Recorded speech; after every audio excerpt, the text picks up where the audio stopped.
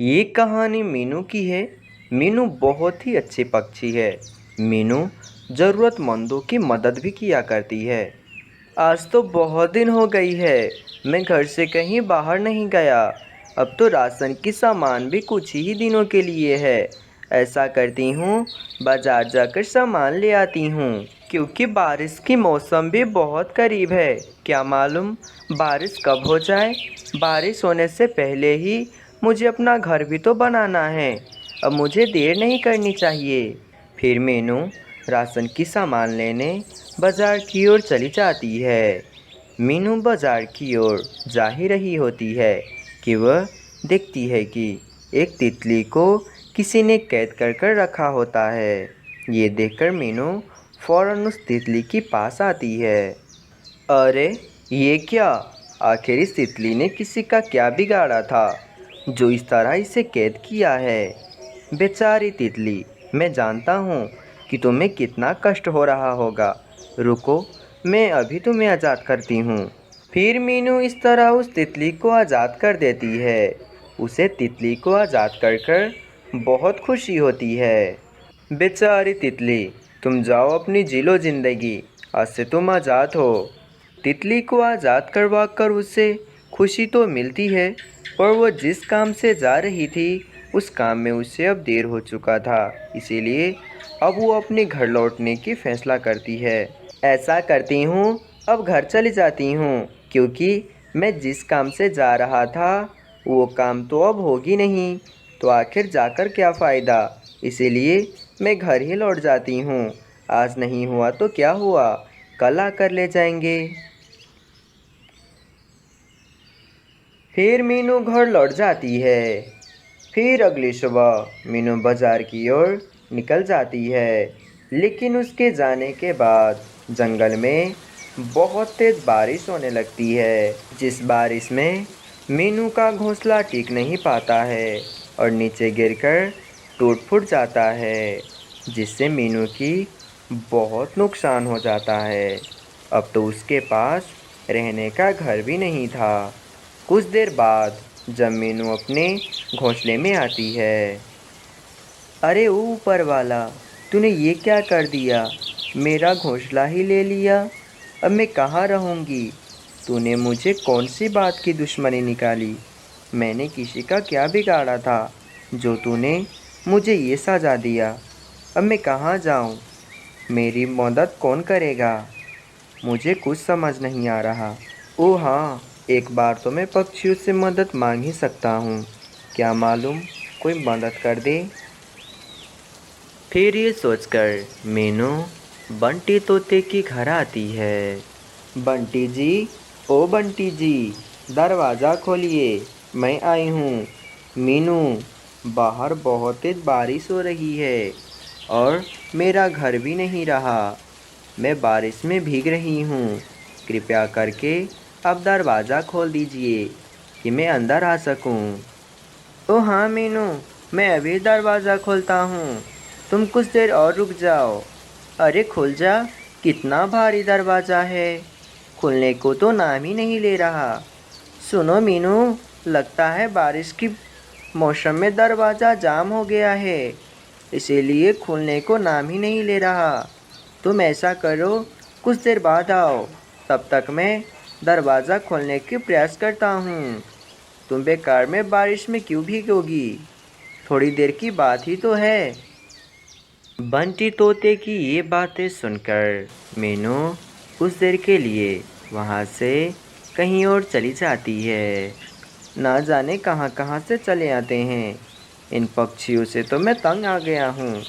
इन पक्षियों को बस मेरा ही घर दिखाई देता है, जब देखो तब मुंह उठाकर चले आते हैं मदद मांगने। फिर कुछ देर बाद जब मीनू उसी बारिश में भीगती हुई दोबारा बंटी से मदद मांगने आती है। बंटी जी, ओ बंटी जी, क्या हुआ, आपने अभी तक दरवाज़ा नहीं खोला। किसी भारी चीज़ से मारिए न दरवाजे पर, दरवाज़ा झट से खुल जाएगा। देखो मीनू, मैं तुम्हें एक बार कह दिया ना कि दरवाज़ा नहीं खुल रहा तो नहीं खुल रहा, तो मेरी बात को समझती क्यों नहीं। लेकिन बंटी जी, आप ऐसा क्यों बोल रहे हैं? देखो मीनू, मैं नहीं चाहता कि तुम्हारी वजह से मेरे घोंसले में बारिश की पानी आए, इसीलिए तुम वहाँ से चुपचाप चली जाओ। फिर मीनू उदास होकर वहाँ से चली जाती है। इस जंगल का पक्षी मुझसे ऐसा व्यवहार करेंगे, मुझे पता नहीं था, लेकिन आज मुझे पता चल गया कि इस जंगल का पक्षी कितना मतलबी है। मेरा घर क्या टूटा, इस जंगल का पक्षी तो मुझे भूल ही गए। अब मुझे इस जंगल में एक पल भी नहीं रहना। मैं कल ही सुबह होते ही इस जंगल को छोड़कर चली जाऊंगी। इस मतलबी जंगल में मुझे अब नहीं रहना। फिर अगले ही सुबह मीनू इस जंगल को छोड़कर दूसरे जंगल जाने के लिए तैयार होती है कि वहीं पर एक परी आ जाती है। अरे मीनू, तुम कहाँ जा रही हो? अगर किसी बात की परेशानी हो तो तुम मुझसे कहो, मैं तुम्हारी परेशानी दूर करूँगी। मैं इस जंगल को छोड़कर दूसरी जंगल जा रही हूँ, क्योंकि इस जंगल में मतलबी पक्षी ही रहते हैं और मैं मतलबी पक्षियों के साथ नहीं रहना चाहता, इसलिए मैं इस जंगल को छोड़कर दूसरी जंगल जा रही हूँ। लेकिन तुम कौन हो? मीनू, क्या तुम्हें पता है कि तुमने एक तितली की जान बचाई थी?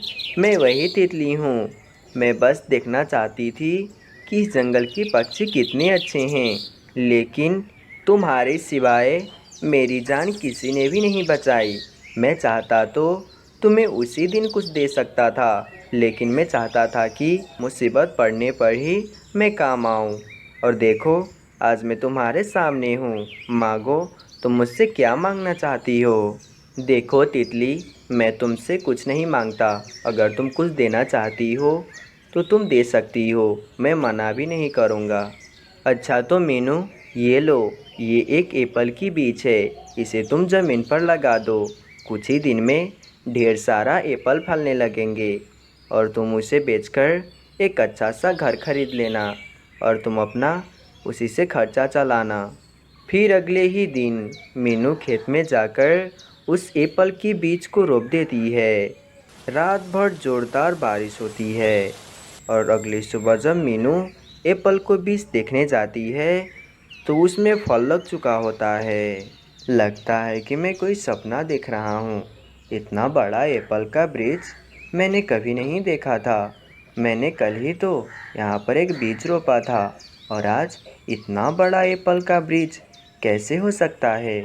और इसमें तो पके पके एप्पल भी लगे हैं।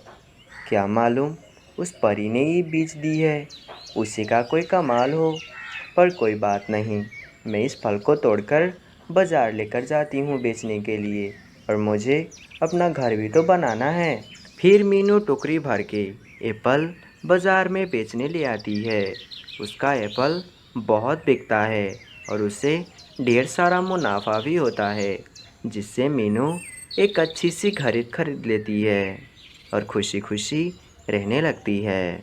पर वहीं दूसरी ओर जब ये बात कालू कौवे को पता चलती है तो कालू कौवे एक तितली को पकड़ कर ले आता है और उसे ज़बरदस्ती कैद कर देता है और कुछ दिनों बाद उसे आज़ाद कर देता है।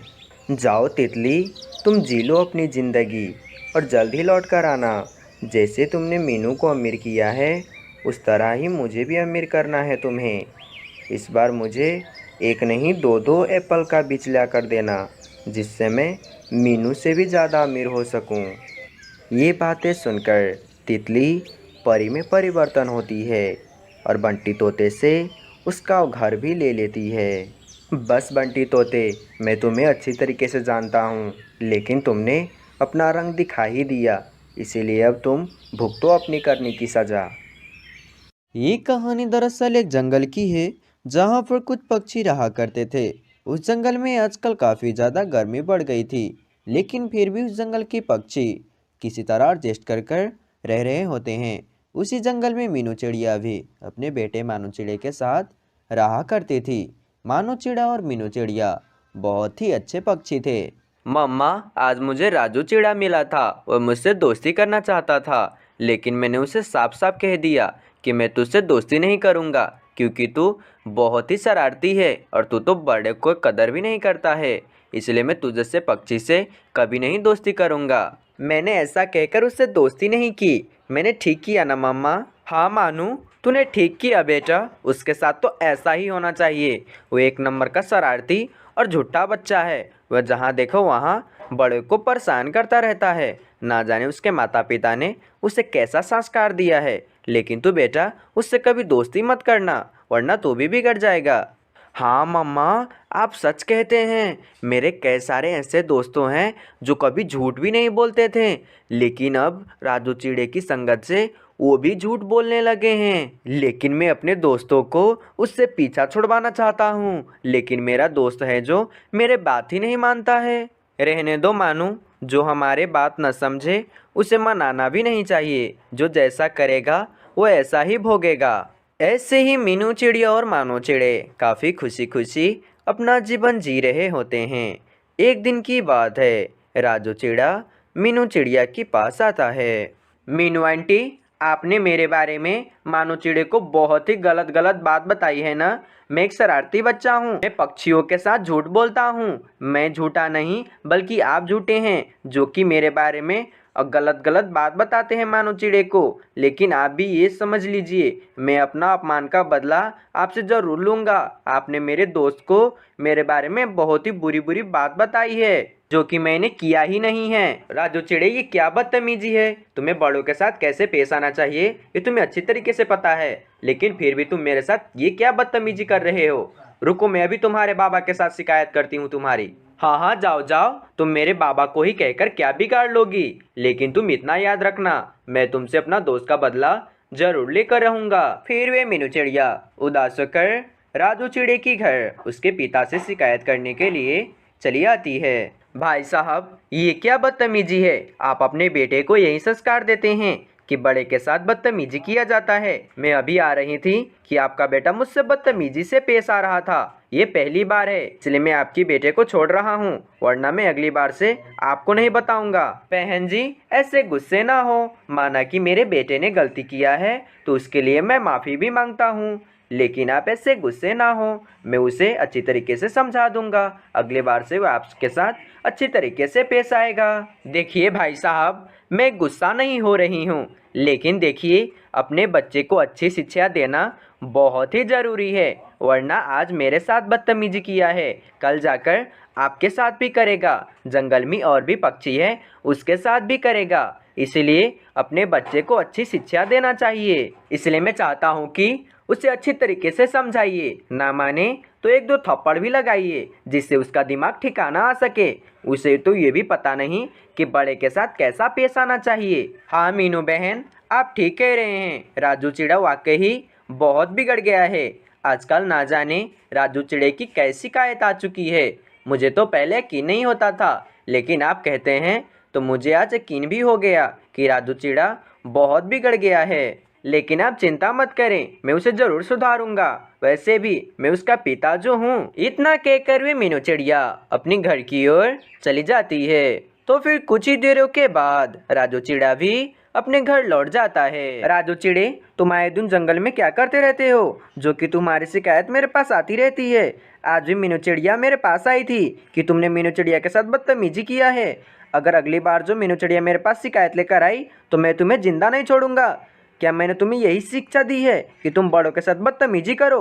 तुम्हें थोड़ी भी अक्ल नहीं है कि तुम्हें बड़ों के साथ कैसे बात करनी चाहिए? पापा, पहले आप मेरे बात तो सुने। मैंने मीनू आंटी के साथ कब बदतमीजी की थी? मैंने तो मीनू आंटी को बस इतना बताया है कि वे मेरे दोस्तों के साथ मेरे बारे में गलत गलत बात मत बताएं। वो मीनू आंटी मेरे बारे में मेरे सारे दोस्तों को गलत गलत बात बताई थी कि मैं झूठ बोलता हूँ, मैं एक शरारती बच्चा हूँ। इसलिए मेरे दोस्तों अब मुझसे दोस्ती नहीं करना चाहते हैं। मुझे तो लगता है कि मीनू आंटी की अब दिमाग ठिकाने नहीं है, जहाँ देखो वहाँ लड़ाई करती रहती है। हाँ जी, मुझे भी ऐसा ही लगता है कि मीनू चिड़िया की अब अक्ल ठिकाने नहीं है, जो कि छोटे छोटे बच्चों के साथ लड़ती रहती है। कोई भला छोटे बच्चों के साथ लड़ते हैं क्या?